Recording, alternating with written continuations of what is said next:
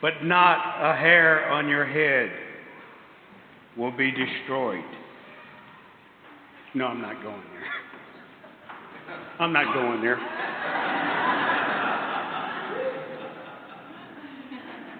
I know a lot of you are sort of saying things to me.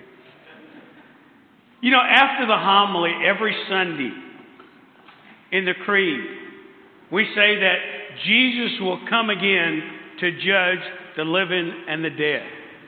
And we also say in His kingdom will have no end. We believe that this world as we know it will come to an end. Jesus is talking about that in the gospel today. There's going to be this great battle of good versus evil. Now, Jesus also tells us that no one knows the time it's going to occur. It could happen tonight. It could happen tomorrow, next week. It could happen 1,000 years from now. But the bottom line is no one knows the date and time. So if someone comes knocking on your door and they tell you that they know when it is, don't let them in. No one knows. Jesus said it might come like a thief in the night.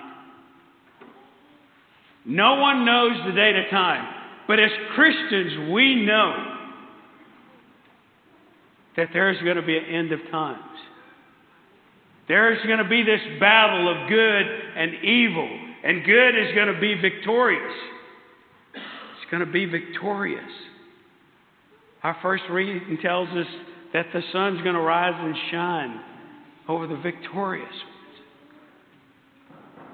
It's going to happen.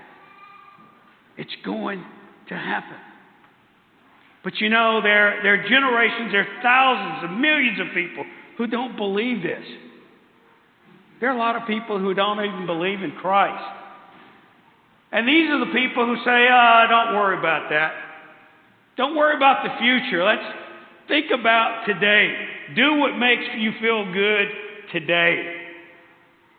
I mean, that's all gloom and doom. But the end isn't gloom and doom for us. It's victorious. It's victory. So all of those who have lived their lives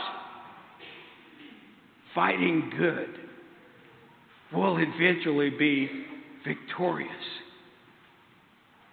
Now, for those people who say, don't worry about that, common culture, do what makes you feel good. That's sort of like telling a football player, hey, listen, you're in this game. Don't worry about going in the game. Just sit over on the sidelines over there. Work on your tan. Just take it easy over there. But what athlete wants to sit on the side? No athlete wants to sit on the side. They prepare it all their lives to get in the game. And as an athlete, you know that fourth quarter or that last period is coming. You want to leave everything that you have on the field. And when that game's over, when that final bell rings, you want to know two things. You want to know, first of all, that I gave it my best. I left everything. I emptied myself on that field. But you also want to know that you won. Unfortunately, that doesn't happen all the time. You can give it your best. You can give your all and all and all. And you could still lose. We thought about that last night. Our defense was just incredible last night, but we just couldn't pull it out. But you know what? That's the great thing about being a Christian. Because if you give it all, if you lay it on the line, if you do your best, God has promised us victory. We're going to be victorious. If we live our lives like Christ, if we do our best, if we love one another as God loved us, if we love our neighbor as ourself, if we're that example of Christ for everyone else, when that bell rings, we're going to be victorious. We'll be victorious. God has promised this to every Christian. And He's also told us that don't worry about it. People are going to persecute you. Your family may turn against you. Your friends may turn against you. Relatives, co-workers turn against you. But as He said, don't worry about it, because I'm going to protect you. As a matter of fact, they won't be able to harm a hair on your head. Even Dcn Frank. These little stubbles I got. And Father Albert. But isn't that good news for us? That should be great news for us as Christians.